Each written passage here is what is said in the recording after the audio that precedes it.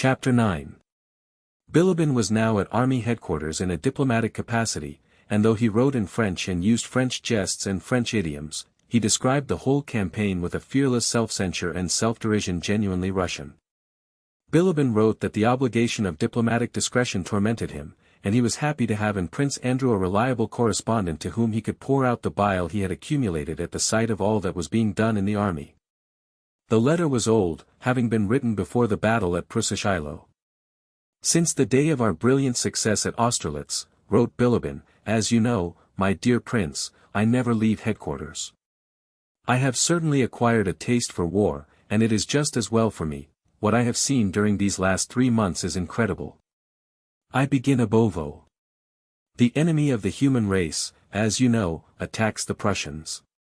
The Prussians are our faithful allies who have only betrayed us 3 times in 3 years.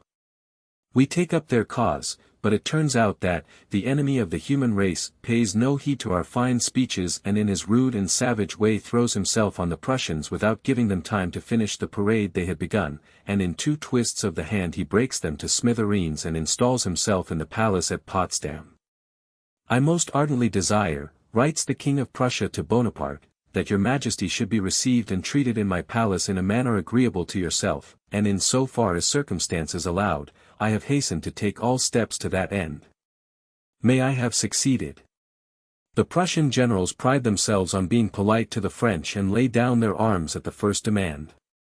The head of the garrison at Glogau, with 10,000 men, asks the King of Prussia what he is to do if he is summoned to surrender. All this is absolutely true.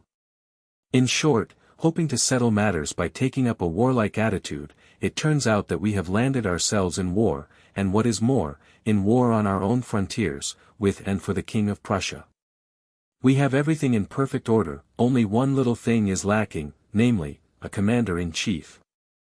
As it was considered that the Austerlitz success might have been more decisive had the commander-in-chief not been so young, all our octogenarians were reviewed, and of Prozorovsky and Kamensky the latter was preferred. The general comes to us, Suvorov-like, in a kibitka, and is received with acclamations of joy and triumph. On the 4th, the first courier arrives from Petersburg. The mails are taken to the field marshal's room, for he likes to do everything himself. I am called in to help sort the letters and take those meant for us. The field marshal looks on and waits for letters addressed to him. We search, but none are to be found. The field marshal grows impatient and sets to work himself and finds letters from the Emperor to Count T, Prince V, and others. Then he bursts into one of his wild furies and rages at everyone and everything, seizes the letters, opens them, and reads those from the Emperor addressed to others. Ah! So that's the way they treat me. No confidence in me. Ah, ordered to keep an eye on me. Very well then. Get along with you. So he writes the famous order of the day to General Bennigsen. I am wounded and cannot ride and consequently cannot command the army. You have brought your army corps to Pultusk, routed, here it is exposed, and without fuel or forage, so something must be done, and, as you yourself reported to Count Buxhowden yesterday, you must think of retreating to our frontier, which do today. From all my riding, he writes to the Emperor, I have got a saddle sore which, coming after all my previous journeys, quite prevents my riding and commanding so vast an army, so I have passed on the command to the general next in seniority, Count Buxhowden, having sent him my whole staff and all that belongs to it, advising him if there is a lack of bread, to move farther into the interior of Prussia, for only 1 day's ration of bread remains, and in some regiments none at all, as reported by the division commanders, Osterman and Sedmoretsky, and all that the peasants had has been eaten up. I myself will remain in hospital at Ostrolenka till I recover. In regard to which I humbly submit my report, with the information that if the army remains in its present bivouac another fortnight there will not be a healthy man left in it by spring. Grant leave to retire to his country seat to an old man who is already in any case dishonored by being unable to fulfill the great and glorious task for which he was chosen. I shall await your most gracious permission here in hospital, that I may not have to play the part of a secretary rather than commander in the army. My removal from the army does not produce the slightest stir, a blind man has left it. There are thousands such as I in Russia. The field marshal is angry with the emperor and he punishes us all, isn't it logical? This is the first act. Those that follow are naturally increasingly interesting and entertaining. After the field marshal's departure it appears that we are within sight of the enemy and must give battle. Buxhowden is commander-in-chief by seniority, but General Bennigsen does not quite see it, more particularly as it is he and his corps who are within sight of the enemy and he wishes to profit by the opportunity to fight a battle on his own hand, as the Germans say. He does so. This is the Battle of Pultusk, which is considered a great victory but in my opinion was nothing of the kind. We civilians, as you know, have a very bad way of deciding whether a battle was won or lost. Those who retreat after a battle have lost it is what we say, and according to that it is we who lost the Battle of Pultusk. In short, we retreat after the battle but send a courier to Petersburg with news of a victory, and General Bennigsen, hoping to receive from Petersburg the post of commander-in-chief as a reward for his victory, does not give up the command of the army to General Buxhowden. During this interregnum we begin a very original and interesting series of maneuvers. Our aim is no longer, as it should be, to avoid or attack the enemy, but solely to avoid General Buxhowden who by right of seniority should be our chief. So energetically do we pursue this aim that after crossing an unfordable river we burn the bridges to separate ourselves from our enemy, who at the moment is not Bonaparte but Buxhowden. General Buxhowden was all but attacked and captured by a superior enemy force as a result of one of these maneuvers that enabled us to escape him. Buxhowden pursues us, we scuttle. He hardly crosses the river to our side before we recross to the other. At last our enemy, Buxhowden, catches us and attacks. Both generals are angry, and the result is a challenge on Buxhowden's part and an epileptic fit on Bennigsen's.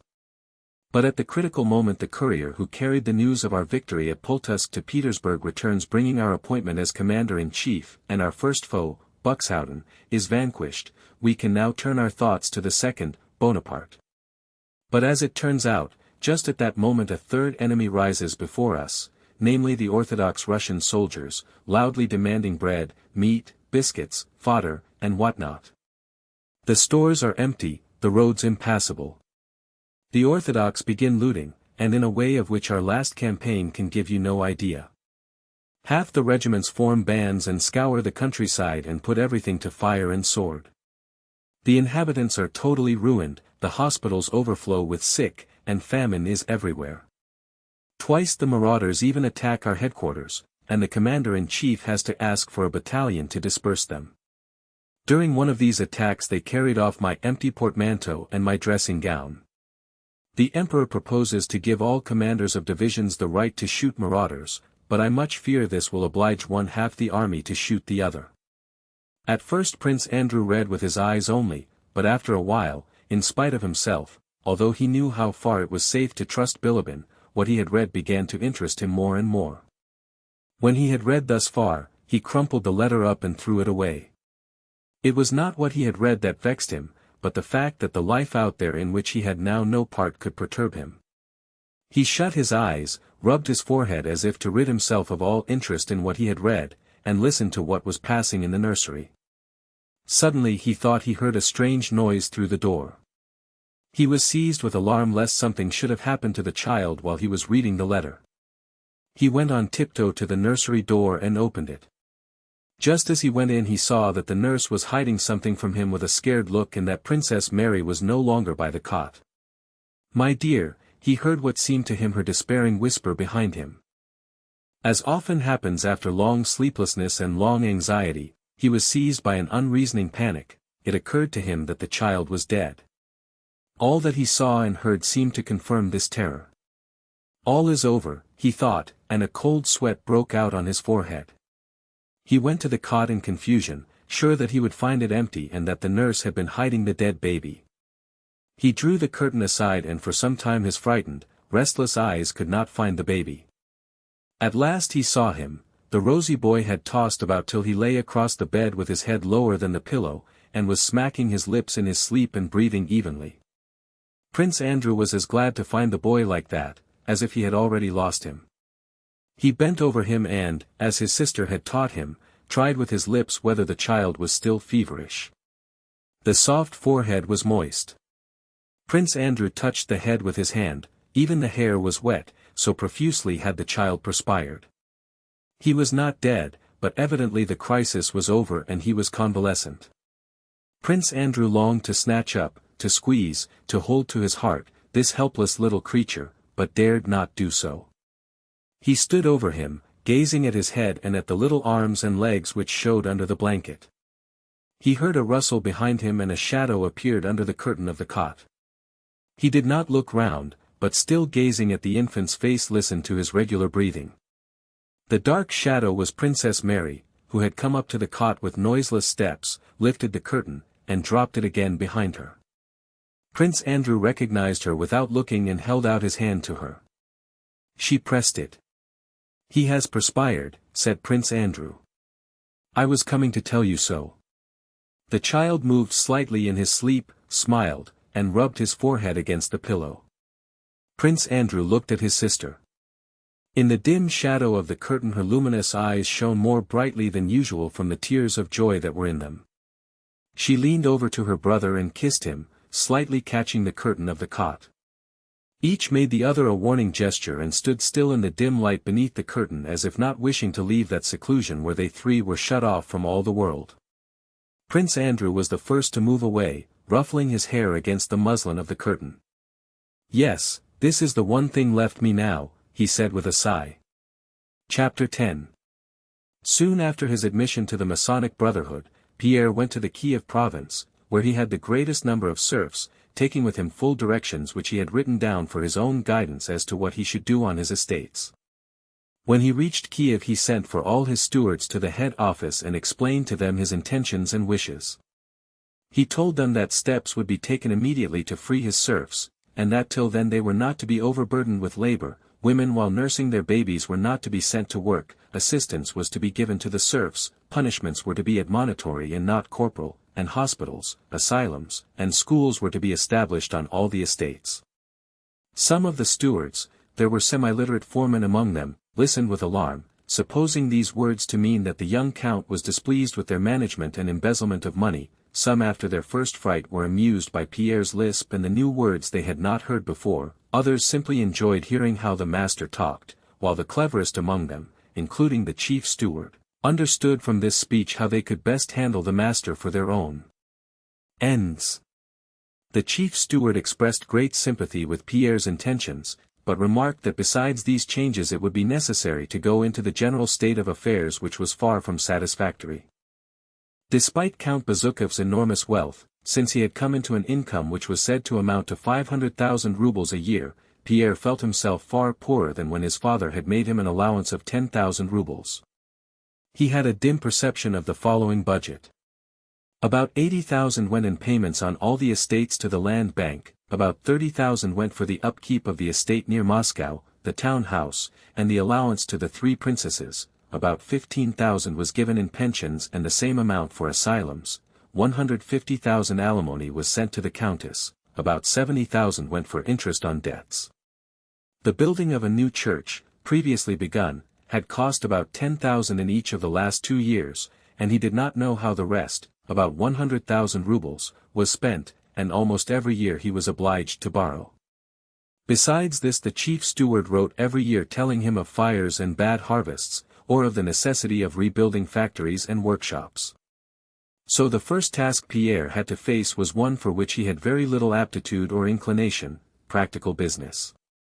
He discussed estate affairs every day with his chief steward. But he felt that this did not forward matters at all. He felt that these consultations were detached from real affairs and did not link up with them or make them move. On the one hand, the chief steward put the state of things to him in the very worst light, pointing out the necessity of paying off the debts and undertaking new activities with serf labor, to which Pierre did not agree. On the other hand, Pierre demanded that steps should be taken to liberate the serfs, which the steward met by showing the necessity of first paying off the loans from the land bank, and the consequent impossibility of a speedy emancipation. The steward did not say it was quite impossible, but suggested selling the forests in the province of Kostroma, the land lower down the river, and the Crimean estate, in order to make it possible, all of which operations according to him were connected with such complicated measures, the removal of injunctions, petitions, permits, and so on, that Pierre became quite bewildered and only replied, "Yes, yes, do so." Pierre had none of the practical persistence that would have enabled him to attend to the business himself, and so he disliked it and only tried to pretend to the steward that he was attending to it. The steward for his part tried to pretend to the count that he considered these consultations very valuable for the proprietor and troublesome to himself. In Kiev Pierre found some people he knew, and strangers hastened to make his acquaintance and joyfully welcomed the rich newcomer, the largest landowner of the province. Temptations to Pierre's greatest weakness, the one to which he had confessed when admitted to the lodge, were so strong that he could not resist them. Again whole days, weeks, and months of his life passed in as great a rush and were as much occupied with evening parties, dinners, lunches, and balls, giving him no time for reflection, as in Petersburg. Instead of the new life he had hoped to lead, he still lived the old life, only in new surroundings. Of the 3 precepts of Freemasonry, Pierre realized that he did not fulfill the one which enjoined every Mason to set an example of moral life, and that of the 7 virtues he lacked 2, morality and the love of death. He consoled himself with the thought that he fulfilled another of the precepts, that of reforming the human race, and had other virtues, love of his neighbor, and especially generosity. In the spring of 1807 he decided to return to Petersburg. On the way he intended to visit all his estates and see for himself how far his orders had been carried out and in what state were the serfs whom God had entrusted to his care and whom he intended to benefit. The chief steward, who considered the young count's attempts almost insane, unprofitable to himself, to the count, and to the serfs, made some concessions. Continuing to represent the liberation of the serfs as impracticable, he arranged for the erection of large buildings, schools, hospitals, and asylums, on all the estates before the master arrived. Everywhere preparations were made not for ceremonious welcomes, which he knew Pierre would not like, but for just such gratefully religious ones, with offerings of icons and the bread and salt of hospitality, as, according to his understanding of his master, would touch and delude him. The southern spring, the comfortable rapid traveling in a Vienna carriage, and the solitude of the road, all had a gladdening effect on Pierre. The estates he had not before visited were each more picturesque than the other, the serfs everywhere seemed thriving and touchingly grateful for the benefits conferred on them.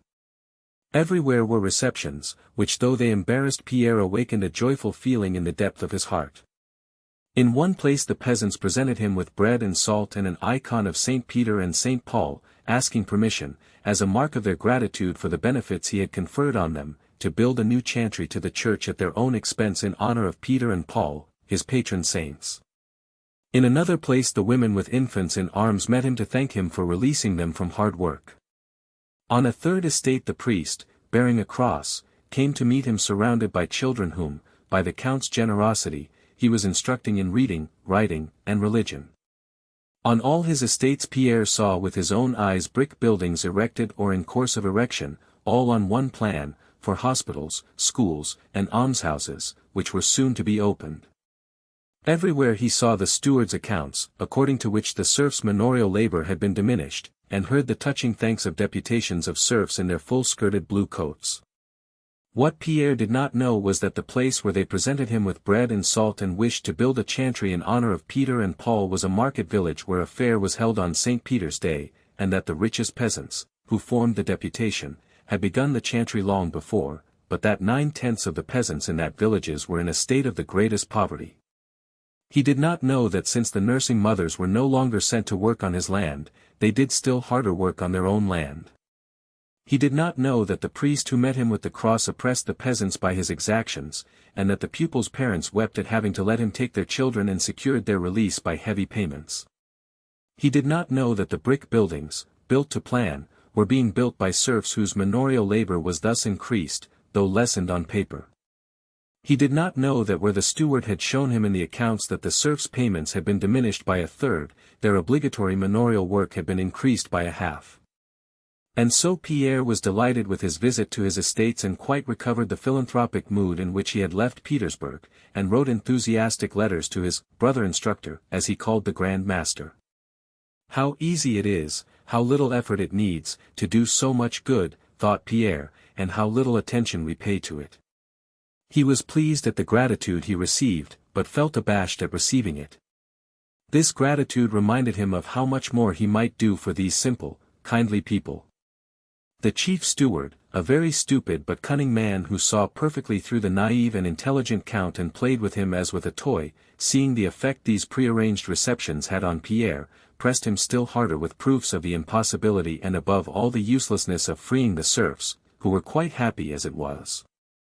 Pierre in his secret soul agreed with the steward that it would be difficult to imagine happier people, and that God only knew what would happen to them when they were free, but he insisted, though reluctantly, on what he thought right. The steward promised to do all in his power to carry out the count's wishes, seeing clearly that not only would the count never be able to find out whether all measures had been taken for the sale of the land and forests and to release them from the land bank, but would probably never even inquire and would never know that the newly erected buildings were standing empty and that the serfs continued to give in money and work all that other people's serfs gave, that is to say, all that could be got out of them.